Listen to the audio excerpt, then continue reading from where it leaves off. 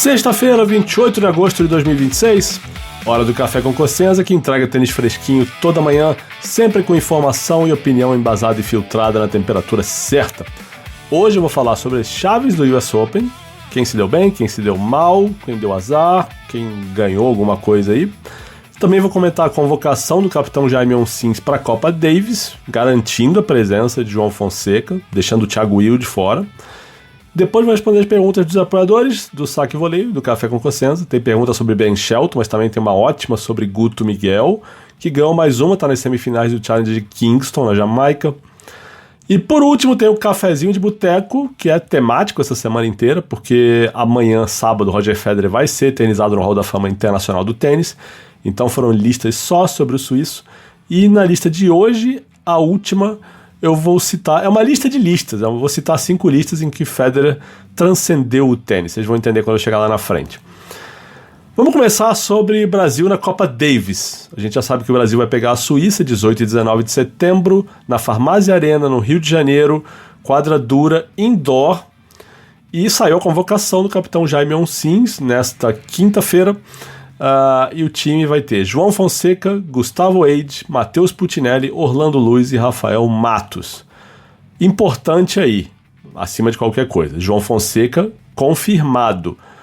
O Jaime, no comunicado da CBT, diz o seguinte, abre aspas, depois de uma boa conversa, tanto com ele quanto com seu treinador, com essa confirmação de que estará no time e à disposição, fecha aspas. Ou seja, João Fonseca, confirmado, agora está se recuperando de uma lesão no abdômen, não vai disputar o US Open, mas a gente tem aí 20 e poucos dias até esse confronto da Copa Davis. Toda a expectativa é que ele esteja recuperado, ainda mais depois de ver a explicação do Jaime. Além disso, o que me chamou a atenção nessa convocação foi Matheus Puccinelli no lugar que seria do Thiago Wilde. Não sei qual foi o critério, eu acho o Thiago mais tenista. Não sei se o Jaime não gostaria de ter o Wilde como terceiro tenista, porque talvez o Wade seja o número 2. Não sei se ele sempre viu o Wade como o número 2, pode ser esse o caso. Mas o fato é que foi uma escolha do Jaime, não foi o caso do Thiago Wilde ser procurado e dizer que não queria jogar. Jaime, até onde eu sei, o Jaime não entrou em contato nem com o Thiago, nem com os técnicos dele. E fez essa opção por levar o Puccinelli como terceiro simplista. A frase do Jaime no comunicado da CBT é a seguinte, abre aspas, tanto o Wade como o Puccinelli, no último confronto contra o Canadá, jogaram muito bem, mesmo diante das adversidades, em um piso muito rápido e conseguiram me passar uma confiança muito grande em termos de poder contar com eles. Fecha aspas. Então, temos aí o time de Jaime Onsins. A dupla Orlando Luiz e Rafael Matos, acho que é meio óbvio, não preciso, não tem nada para comentar aqui. E vamos com esse time. Bom, se passou o susto do João, não poder jogar, se não há essa dúvida, se não há esse ponto de interrogação, ótimo, porque aí o piso já não faz diferença. Eu tinha a grande preocupação de ver esse time aí ter que jogar em quadra dura, sem ter João Fonseca, que é o cara que é a base de sustentação do time nas simples hoje. E o confronto foi feito no Rio pelo João. Então, porque outro dia o presidente da confederação falou que os jogadores e o capitão tinham pedido saibro. Então, se foi por quadra dura, foi porque o João voltaria do US Open. É o que eu imagino. Tá curtindo o Café com Cossenza? Dá um like, compartilha, assina para receber notificação todo dia de manhã cedinho quando o café vai pro ar, e tudo isso ajuda a levar o Café com Cossenza para mais gente, fazer o algoritmo rodar. Quem quiser saber como apoiar o Saque Voleio, receber conteúdo exclusivo em áudio, em vídeo, em texto, participar da nossa comunidade no grupo de Telegram, de receber conteúdo exclusivo, análises em áudio, participar do nosso circuito dos palpitões, dos nossos eventos presenciais. Inclusive temos eventos hoje, sexta-feira, lá na Smash Court, só para apoiadores. Vamos bater uma bola 2 horas lá, depois vamos sair para comer alguma coisa. Vai ser legal. Vou levar o troféuzinho do Doubles Fest para comemorar junto com a Helena, que vai encontrar com a gente também. Helena é minha parceira, para quem não conhece. Helena Homem de Melo, mulher fantástica. Mulher, tenista, fantástica, tudo. Todos os adjetivos mais maravilhosos do mundo essa mulher merece. Vamos falar das chaves do US Open agora. Vamos começar pela masculina. Acho que a primeira coisa que é importante dizer, o Alcaraz ficou do lado do Djokovic, ou o Djokovic ficou do lado do Alcaraz, né? O Alcaraz é o cabeça 2. Enquanto o Zverev ficou sozinho, entre aspas, na outra metade. Bom, eu acho que tanto o Alcaraz quanto o Djokovic têm estreias chatas, né? O Alcaraz pega o Safiullin, aquele que eliminou o João Fonseca em Wimbledon. O Safiullin já tem uma vitória no currículo contra o Alcaraz. E a gente considerando que o Carlitos vem de um período de 4 meses sem competir, e não estou contando a gincana, porque é outro nível de exigência ali, é uma estreia perigosa. O Safiullin é um cara que é inteligente, ele sabe tirar ritmo do adversário, ele tem algumas soluções. É um jogo que o Alcaraz precisa entrar de olhos bem abertos, porque primeira rodada, primeiro jogo depois de uma pausa longa, um adversário chato... não sei não. E o Djokovic vai pegar Mariano Navone, o argentino. O que dá para imaginar daí é que o Navone vai forçar o Djokovic a jogar muitos pontos longos. E, sendo um jogo de noite com umidade, talvez seja chato para o Djokovic. Sendo um jogo de dia com muito calor, talvez seja chato para o Djokovic. O Navone fisicamente é um touro. Então, dependendo das circunstâncias aí, dependendo do clima, pode ser um jogo bem chato para o Djokovic. Tá? Ele, evidentemente, é favorito. E a chave do Djokovic é até engraçada, porque se ele passar do Navone, ele pega ou Berrettini ou Stan Wawrinka na segunda rodada. O Berrettini é o favorito, mas o Stan, não sei não, viu? O Berrettini não tiver um dia bom, ele vai lá e belisca essa vitória aí, estende um pouco a carreira. E se ele jogasse com o Djokovic seria legal, né? Seria o encontro 10 anos depois. Se eu não me engano, 10 anos, né? Foi 2016 que o Wawrinka foi campeão lá no US Open. Foi, né? Porque ele ganhou 14 na Austrália, 15 em Roland Garros e 16 no US Open, derrotando o Djokovic na final. Então seria um reencontro 10 anos depois. Interessante. Então, agora, seguindo adiante, eu acho que o quadrante do Zverev é bom. Tem umas cascas de banana aqui e ali, mas acho que depende muito mais do momento do Zverev do que da força dos adversários. Acho que ele é bem superior aí. Uma estreia aqui chatinha contra o Sonego, mas em melhor de 5 eu acho difícil o Zverev perder. Depois a Liz, o Dias da Costa. O Tabila é o favorito para ser a terceira rodada do Zverev, então o Zverev se deu bem aí. Nas oitavas aí viria o Darder ou o Musetti. O Musetti estreia contra o Arthur Ferrer, uma estreia perigosa. E é o quadrante que também tem o De Minaur na outra ponta, tem Rafael Roder e Casper Ruud. O Roder, vocês vivem falando que o Roder dá sorte em sorteio, ele estreia contra o Kokkinakis, que eu não acho uma estreia tão tranquila não. Ok, o Kokkinakis tem seus problemas físicos, se bobear ele nem joga ou abandona no meio do jogo, se a partida se alongar, mas é um cara que tem tênis para incomodar o Roder. O Roder pode pegar o Marozsan na segunda rodada, que também não é tão óbvio, tão simples assim. Na terceira, o Roder pode pegar o Casper Ruud. Então, assim, não é que o Roder deu sorte nessa chave, não, tá? Então, não vamos defender o espanhol aqui. Não vamos proteger, ou defender, ou atacar, enfim. O quadrante mais imprevisível aí, eu acho, é o que tem o Auger-Aliassime numa das pontas, ele é a cabeça 3 do torneio, bom lembrar, e na outra ponta tá o Cobolli. São dois caras que têm muito tênis, mas também têm seus altos e baixos, e às vezes muito altos e às vezes muito baixos. Pode acontecer qualquer coisa aí, porque é um quadrante que tem o Taylor Fritz, inclusive eu acho que o Taylor Fritz ter caído aí fez muito bem para ele. O Lerner Tien tá ali também, vai pegar o Nuno Borges na estreia, pode pegar Monfils na segunda rodada. O Menchik tá ali também, pode pegar o Tien na terceira rodada, né? Jogo interessante. O Fritz na terceira pode pegar o Cerúndolo, e na ponta de baixo o Cobolli e o Blocks se enfrentariam nessa terceira rodada.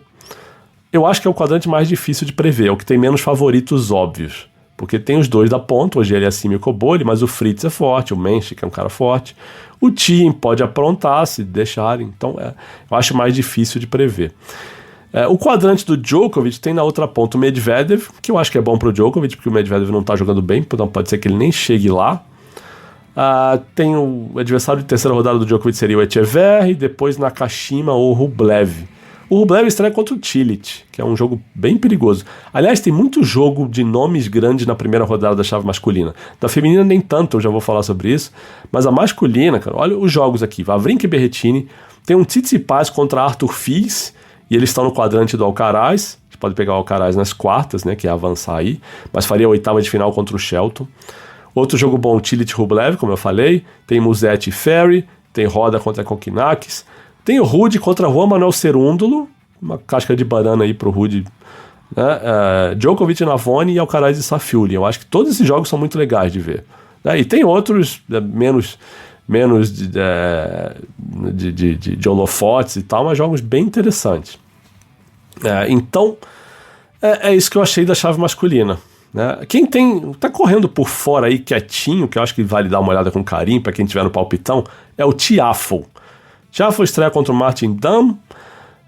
Ele pegaria o Vacherot na terceira rodada, e o Vacherot nem tá ganhando o jogo assim, pra gente imaginar, olha que perigo. E se o adversário de oitavas do Tiafoe seria o Medvedev, que, como eu falei agora há pouco, não tá jogando isso tudo, né? Tá se irritando, deu um chilique lá em Winston-Salem, falou que devia estar jogando pickleball com o Jack Sock. Figuraça, né, Medvedev? Fizeram a montagem dele jogando curling, porque ele falou que curling também é melhor que tênis.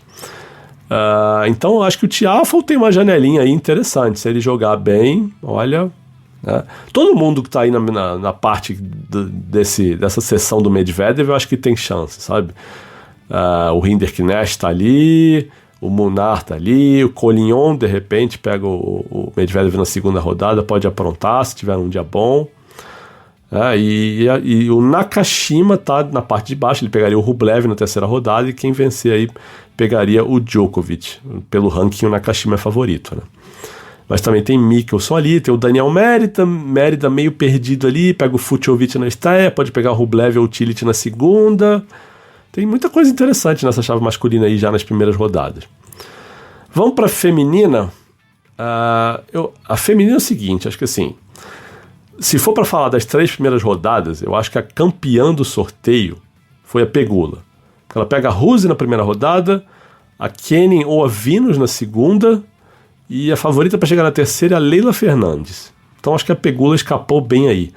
Porque se a gente olhar as outras, a Rybakina pode pegar a Sakkari na terceira rodada, ok, a Sakkari, mas é um nome. A Iga pode pegar a Boskova na terceira rodada, que é um certo perigo. A Coco Gauff tem uma chave chatinha, que ela pode pegar na segunda rodada Kasatkina ou Badosa, e a Badosa ganhou dela na grama recentemente. Se a Badosa estiver bem fisicamente, que é sempre um grande ponto de interrogação, sei lá o que pode acontecer aí. Mas a Coco pode pegar a Bielik na terceira rodada, e a Bielik vem de um bom torneio em Cincinnati, e a Coco também pode pegar a Yala ou Jovic nas oitavas. Tá dura essa chave aí, né? A Sabalenka na terceira pode pegar a Krejcikova, que é sempre um perigo. A Muhova pode pegar a Emma Navarro. E a Andreeva pode pegar a Ostapenko na terceira rodada. O Ostapenko também não tá ganhando muito jogo nas simples, mas é sempre um nome perigoso, que se tiver na semana certa, nunca se sabe. Então, assim, falando em 3 primeiras rodadas, eu acho que a Pegula se deu bem. Olhando mais longe na chave, aí eu já acho que tá mais ou menos equilibrado. A Pegula tá no quadrante da Muhova. E pode... Só que a Muhova, assim, a sessão da Muhova não é tão simples, né? Eu falei da Navarro na terceira rodada, ela pode pegar a Svitolina também nas oitavas, ou a Pauline ou a Kiristeia, mas acho que a Svitolina seria a favorita aí. A sessão da Andreeva, deixa eu ver aqui, eu fechei aqui acidentalmente, mas a sessão da Andreeva tem um jogo duro contra a Anisimova nas oitavas, e nas quartas era quem avançar da parte da Gauff, né? Que pode ter Gauff, pode ter Badosa, pode ter Bielik, pode ter Yala, Jovic. A Yala e Jovic pode fazer um jogão de terceira rodada, seria muito legal de ver. E o último quadrante é o que tem a Iga numa ponta e a Rybakina na outra. Então acho que as duas aí deram azar nesse sentido. A Rybakina que perdeu a final de Toronto para a Iga e abandonou quando enfrentou a Iga em Cincinnati, teve a lesão. Não sei como é que a Rybakina está fisicamente. Mas a chave da Iga também não é simples, né? Porque ela pode pegar na terceira rodada a Boskova e nas oitavas a Madison Keys ou a Belinda Bencic. A Bencic, historicamente, dá trabalho para ela. E tem aí também a Naomi Osaka, que pode pegar a Rybakina nas oitavas. É outro jogo perigoso. Então, acho que esse quadrante aí, acho que ninguém se deu muito bem, não. Eu diria que o quadrante da Pegula, ela se deu bem. O que significa também que a Muhrova se deu bem meio que por tabela. Mas eu acho que o começo, a primeira semana da Muhrova é mais difícil, né? Terceira rodada com a Navarro e depois as oitavas, que aí já é a segunda semana, mas com a Svitolina. Eu acho que a Navarro tem um pouquinho mais de complicação aí. De grandes jogos, assim, de nome nessa chave feminina, eu acho que não tem nenhum grande jogo de tenistas que estão jogando muito bem. Uns jogos interessantes de ver. Por exemplo, a Rafalínska, que não ganha, né, nada desde que fez a semi de Roland Garros, a final de Roland Garros, vai pegar a Taylor Townsend. E é um jogo que deve ter todo tipo de possibilidade de jogada, né, de slices, de subidas à rede, de lobbies e tudo. Acho que é um jogo super interessante de ver. Também estou curioso para ver esse jogo da Venus com a Kenin, duas campeãs de slam, e a Venus sem ganhar de ninguém há muito tempo. Eu acho que esse jogo contra a Kenin é uma boa chance para ela quebrar essa série. Mas fora isso, aí a gente entra num terreno que é legal para fãs de WTA, os fãs mais hardcore que gostam de ver confrontos de estilo de jogo. Por exemplo, tem a Tatiana Maria aqui contra a Ostapenko. Eu acho um jogo interessante de ver. Pode ser que não seja, né, no dia, mas você tem um contraste de estilos aí que pode ser legal de ver. A Jovic contra a Magdalena Frère, eu acho um jogo interessante. O que mais? Bencic contra Putintseva, pode acontecer coisas interessantes aí. Então há possibilidades, né? O próprio jogo da Sabalenka contra Camila Osório pode ser menos simples do que parece no papel e por ranking, né? Que mais? Tem o Sloane Stevens que ganhou o wildcard, né? Vai pegar a Clara Tauson, pode ser um jogo legal. Que mais? A Noskova tá na sessão da Sabalenka, né? Eu nem falei isso, né? Mas a Noskova pode pegar a Sabalenka nas quartas, que seria interessante. A Noskova não vem vencendo tanto assim, né? E a Kostyuk tá nessa mesma sessão da Noskova. Elas podem se enfrentar nas oitavas. E aí, quem vencesse aí pegaria a Sabalenka nas quartas. E é isso. Deixa eu falar. Vamos para as perguntas dos apoiadores então, agora. E depois vamos para a lista do cafezinho de boteco. As perguntas dos apoiadores são boas hoje, são complexas. A primeira é do Leonardo Ferreira. Ele quer saber, na minha opinião, quais as chances dos americanos nesse US Open, em especial o Ben Shelton, que após ser campeão em Montreal, perdeu na primeira rodada em Cincy. Eu acho que os americanos todos estão correndo por fora aí, se a gente está falando de chave masculina só.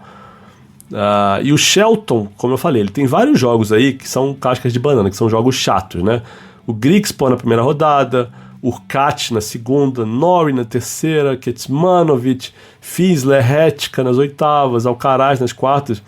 Então eu acho difícil imaginar agora que ele faria um torneio consistente o bastante para passar por essa turma toda.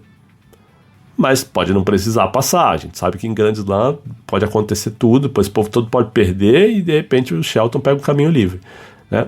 O Fritz, como eu falei, eu acho que está num quadrante menos pior, é mais equilibrado, né? Que é o quadrante do Félix e do Cobolli. Eu acho que o teto desse quadrante é menos alto, digamos assim. Mas tem que ver aí o joelho do Fritz, se vai ajudar. Tem um jogo que pode ser contra o Francisco Cerúndolo na terceira rodada, que pode não ser nada simples. Talvez um Cobolli nas oitavas, claro. Eu acho que em condições normais o Fritz seria o meu favorito para avançar aí. Eu acho que o Fritz tem mais chance de fazer algo grande que o Shelton.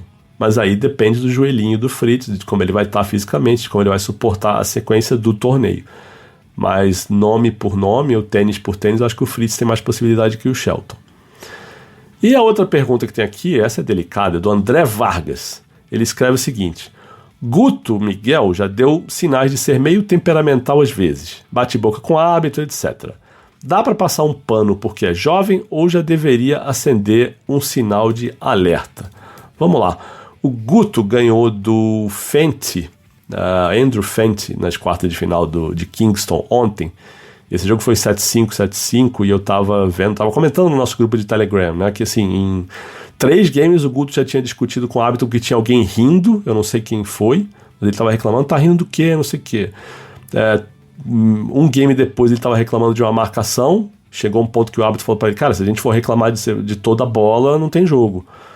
E acho que não sei se foi o quarto ou se foi o quinto game, o Guto toma uma advertência por conduta antiesportiva. Se eu entendi direito o que aconteceu, acabou um ponto e ele bateu forte na bola pro outro lado e a bola quase pega na perna do adversário. Eu achei exagero do árbitro dar essa advertência, se é que foi realmente por isso. Mas de repente foi a maneira do árbitro estabelecer um ponto. Olha só, filhão, você já reclamou disso, já reclamou daquilo, agora fez isso, vamos baixar a bola. De repente foi essa a intenção do árbitro. E se foi, acho justo. Eu acho que o gesto isolado não era suficiente para uma punição por conduta antiesportiva. Mas, vamos para a sua pergunta agora, André. Eu não sei se passar pano é a melhor expressão. Eu odeio essa expressão passar pano, porque ela é sempre usada no sentido pejorativo. Normalmente quem usa no sentido de você devia estar criticando e não está. E não é o caso. Acho que não é o caso nem da sua pergunta, né? Não é o tom que você está usando. Mas eu acho que é algo que o Guto e o time dele precisam ter atenção. O Dumont, o Kiki Grangeiro, porque a gente está falando de um jovem com ótimo potencial, que tem bola, tem tênis, mas tem 17 anos e já não é tão criança assim. Tá? E ele tá ganhando jogos na bola. Esse jogo foi 7-5 e 7-5, podia ter sido 6-4, 6-4, 6-3, 6-3. Podia ser bem menos complicado se o Guto tivesse a cabeça melhor e tivesse mantido a cabeça mais equilibrada durante a parte maior do jogo. Acho que muito dali das chances que ele perdeu, do que ele se complicou. Ele teve quebra atrás no primeiro set, sacou para fechar no segundo e foi quebrado. Acho que muito disso vem de oscilações mentais dele. Agora, por enquanto, dá para relevar. Mas relevar no sentido de, ok, tá dando para ganhar jogo assim. Mas quando ele der um salto de nível, isso pode ficar mais nítido. E a tendência é que fique, né? Porque é uma coisa que eu falo sempre, tenho falado muito quando eu analiso o João Fonseca. Toda vez que você joga, dá um salto de nível e pega caras que já estão no nível acima do seu, ou o nível que você está querendo chegar, os seus pontos fracos vão ficar evidentes. Tanto que hoje é muito mais fácil de enxergar o problema de movimentação do João, que a devolução dele não é tão boa quanto poderia ser, que o segundo saque dele é mais atacável. É mais fácil a gente enxergar isso agora do que quando ele estava jogando o Challenger de Canberra em janeiro do ano passado, ou o Challenger de Phoenix, entendeu? Então, como qualquer ponto fraco. Então, essa questão mental do Guto entra, acho que nessa equação aí, né? E aí, quando ele der esse salto, a gente vai ver a capacidade dele de fazer esse ajuste, de ser mais consistente mentalmente, né, nesse nível mais alto. Mas é algo para olhar com atenção, sim. Aliás, é bom a gente separar as coisas de uma certa maneira, porque vale o mesmo que eu falo pro João. Vai ter certos jogos que ele vai perder por causa da idade, e certos aspectos do jogo a gente pode dizer que a idade afeta o rendimento dele, pode botar na conta de maturidade, de conta de quem está aprendendo a lidar com certas situações. Outras nem tanto.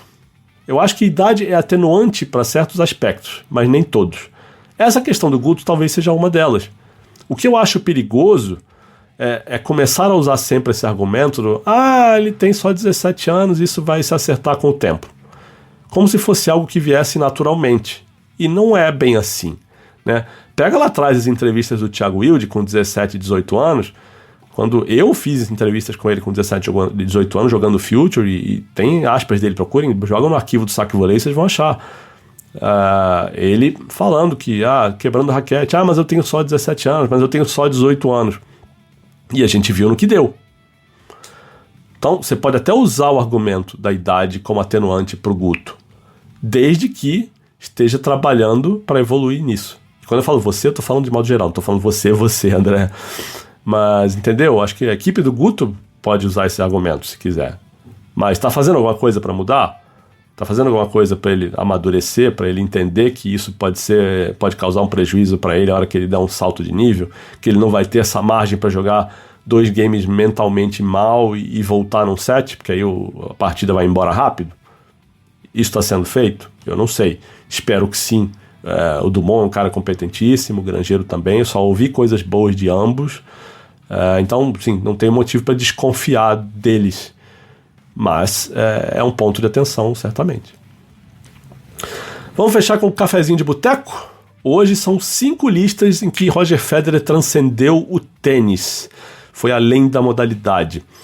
E lembrando, o Cafezinho de Boteco é um espaço descontraído, não é para levar a sério demais, é conversa que a gente teria num bar, e são opiniões. Hoje nem é opinião, eu estou só citando listas e não tem nem questão de ranquear, de colocar um ou tirar outro, mas eu vou citar 5 listas que ajudam a ilustrar o tamanho do Federer no mundo esportivo, não só... E no mundo fora do esporte também, porque vocês vão ver que tem listas que vão além do esporte, né? Nem só além do tênis. Mas são 5 listas que ajudam a mostrar o tamanho, a dimensão do que Roger Federer foi, fez, representou. Se não gostarem, podem comentar. Não gostei, achei que isso aqui é idiota. E tá beleza, não tem problema. Mas com educação, tá? Vamos lá. A lista número 5, a lista da lista, né? A lista número 5. Na GQ, Federer foi eleito o homem mais estiloso da década. Ele foi eleito em 2019 por voto popular. E essa votação era uma chave, né? Tinha confronto de quarta de final, de semifinal, final. E na final, Roger Federer ganhou do Timothée Chalamet e ganhou do Harry Styles na semifinal. Ou seja, Roger Federer foi enorme aí, muito além do esporte. E não é outro item, mas acho que é assim, um sub-item. Eu posso ter o número 5.2 aqui. A Forbes fez uma lista de atletas mais bem vestidos em 2010 e o Federer estava lá. E essa lista tinha Beckham, Sharapova, Venus, Serena, Dwayne Wade, LeBron James, e o Federer estava na lista. Vamos para o número 4, é uma lista da Time, de um top 100 de pessoas mais influentes do mundo. E o Federer estava nessa lista. Essa é uma lista que não tinha ranking, mas só citava 100 pessoas. E o Federer esteve nessa lista em 2007, em 2010 e 2018. Isso é grande, né? Vamos para a lista número 3. É uma lista de pessoas mais respeitadas, admiradas e confiáveis, feita em 2011 pelo Reputation Institute. E o Federer ficou em segundo lugar. Atrás, sabe de quem? De Nelson Mandela. E o Federer estava na frente do Bill Gates, do Steve Jobs, da Oprah Winfrey e do Bono do U2. Essa era a lista. Nelson Mandela, Roger Federer, Bill Gates, Steve Jobs, Oprah Winfrey e Bono. Então, segundo lugar na lista de pessoas mais respeitadas, admiradas e confiáveis do Reputation Institute no planeta. Lista número 2 é uma lista da Forbes de atleta mais poderoso do mundo em 2013. E o Federer estava lá em primeiro lugar. Na frente de Tiger Woods, LeBron James, David Beckham e Kobe Bryant. E essa lista, somando todas as celebridades do mundo, o Federer era o 8º, ou seja, a 8ª pessoa, a celebridade mais poderosa do planeta em 2013. E o número 1, a lista número 1, é uma lista da ABC da Austrália, que foi feita em 2010. E é a lista do maior atleta de todos os esportes, em todos os tempos, e o Federer foi o número 1 dessa lista. E é uma lista que número 2 foi Muhammad Ali, número 3 Martina Navratilova, 4 Pelé, 5º Ayrton Senna, 6º Michael Phelps, 7º Mia Hamm, 8º Michael Jordan, eu perdi a conta aqui, sei lá. Mas o último era Usain Bolt. Era essa lista. Acho que eu pulei a Serena, né? Serena em 6º, Michael Phelps em 7º, Mia Hamm em 8º, Michael Jordan em 9º e Usain Bolt em 10º. E o Federer foi escolhido aí o maior atleta de todos os tempos em todos os esportes. Então acho que somando isso tudo, e não são só essas listas, quem jogar no Google vai achar um montão. Eu peguei as que eu achei mais interessantes, mais curiosas e algumas mais relevantes também, mais famosas, para ajudar a ilustrar o tamanho, né, do que o Federer fez, do que ele representou para o tênis, né, mas para o mundo, né, fora do tênis também. O tamanho do Federer é algo muito difícil de medir. É por isso que eu acho muito válido quando alguém entra nessa discussão de maior da história e cita que o Federer transcendeu o tênis de uma maneira que Nadal e Djokovic não transcenderam. Estou dizendo que Nadal e Djokovic não têm o poder, ou não sejam influentes, ou bem vestidos, ou algo assim. Mas o Federer foi além nisso. E eu acho justo quem considera isso um quesito válido para colocar o Federer como o maior de todos os tempos. Para quem não me conhece e nunca ouviu falar sobre isso, Eu acho que é possível falar sobre o maior de todos os tempos, argumentando a favor de Nadal, argumentando a favor de Djokovic, argumentando a favor do Federer e argumentando a favor do Rod Laver, que vai entrar num cafezinho de boteco semana que vem. Mas é isso. Beleza, gente? Uma ótima sexta-feira para todo mundo. Para os apoiadores aqui de São Paulo, espero vocês lá na Smash Courts às 7 da noite, para a gente bater uma bola. Aliás, obrigado ao Lipe da Smash por ceder a quadra pra gente, vai ser legal. A Smash é maravilhosa, eu já bati a bola lá várias vezes. A estrutura é sensacional e sou sempre muito bem tratado lá. O Clayton recebe a gente de forma maravilhosa. Então é sempre um prazer estar lá. E obrigado, Lipe, pela quadra, beleza? E quem não conhece, conheça a Smash, fica ali na Shukri Zaidan. Estrutura ótima, as quadras cobertas, então, o piso lá é delicioso para o joelho. Experimentem, quem conhece gosta. Não vi ninguém voltar de lá, nossa, não gostei. Todo mundo gostou e gostou muito de lá, muito bacana. Com visual para estaiada, a pintura das quadras é bonita, mas o piso é legal, sabe? Tem barzinho, lanchonete, vestiário, cara, estacionamento, tudo maravilhoso lá. Então, obrigado ao pessoal da Smash. Espero os apoiadores lá e vamos de lá comer alguma coisa, uma pizza, uma massa, uma carne, sei lá. Se o Outback dessa vez tiver carne, porque o último Outback que eu fui não tinha carne. Mas essa é outra história para outra ocasião. Beleza, gente? Até amanhã e um abraço.